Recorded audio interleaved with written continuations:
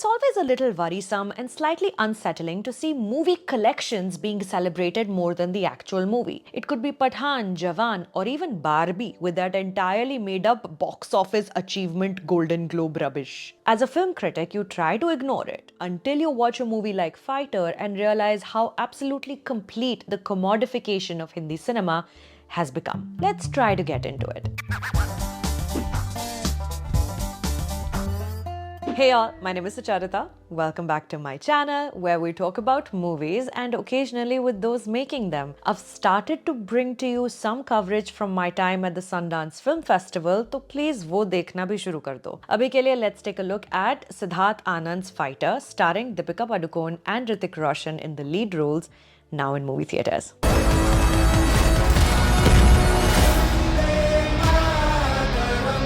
Whatever you need to know about Fighter, you've seen it in the trailer. I don't exaggerate when I say the story is literally just that. In and of itself, that's not a bad thing. The trailer for a thing can show you what the plot points are going to be, and still the film can manage to blow you away with its form and structure in an ideal world.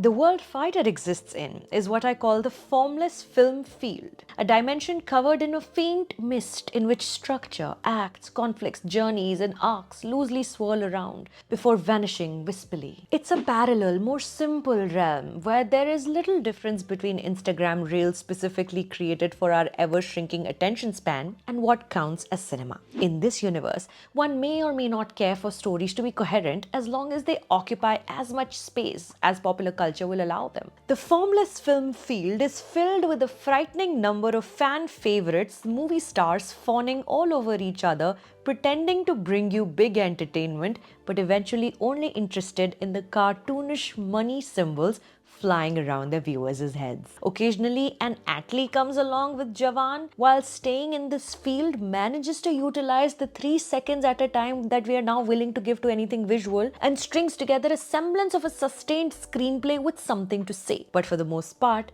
franchises live in the formless film field. Special zones are reserved for cop universe writers, action movie sequel think tanks, and anyone remotely associated with a Marvel production. Fighter is no exception. Arrogant.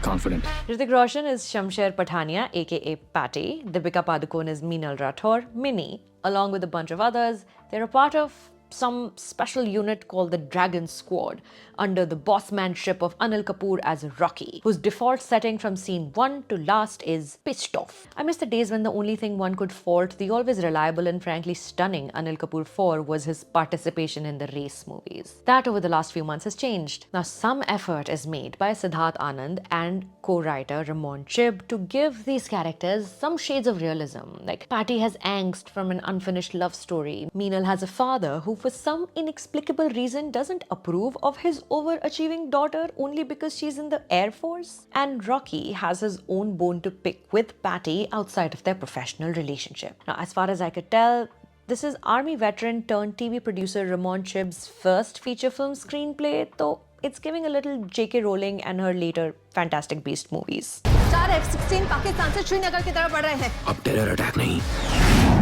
जंग होगी।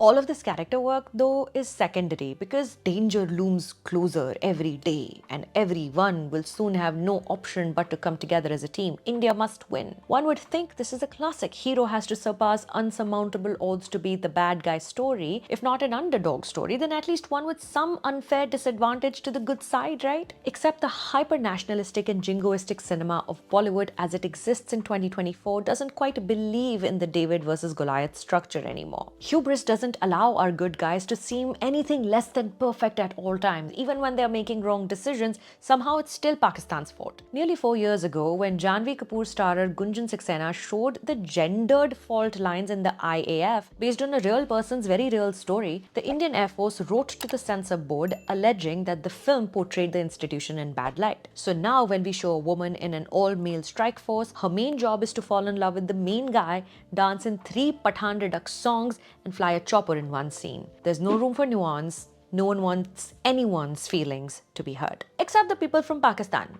Fighter doesn't care if Pakistani fans of Hindi cinema never watch another Hrithik Roshan movie ever again. For in this film, everything wrong in the world is because of the men who fly green fighter jets with kajal in their eyes and say Janab Jayaz Jung so much, it may as well be emblazoned on the side of said fighter planes as battle cry. There's also a baddie superlord Azhar Akhtar, the closest name one can find to Musalman, I suppose. Played by Rishabh Sani, Azhar looks like Luke Kenny from Rock On and talks like Christian Bale from Batman Begins. We are told in the very first scene this guy is responsible for major bomb blasts around the world, so biodata strong hai, and hence he should be allowed to have full control over the Pakistani army's war decisions. No one questions him.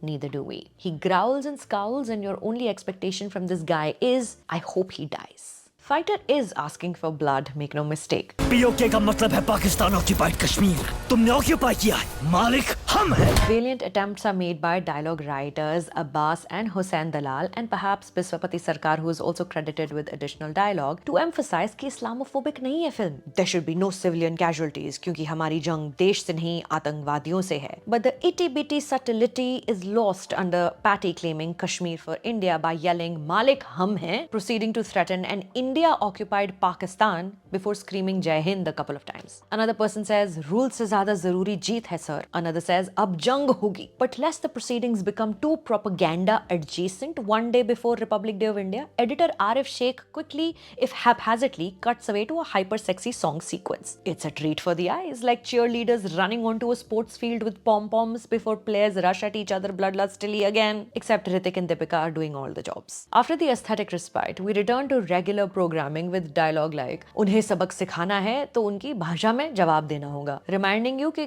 कितना Hindi cinema में अब ये sentiment echo होता है बार-बार. A far cry from Gandhi's an eye for an eye makes the whole world blind. So yeah, Fighter isn't a war movie, it is a pro-war movie. I found myself thinking, is it just me? Am I just so tired with the state of the world, the wars, death, destruction, and overall helplessness that stems from reading national and global news that's provoking this reaction?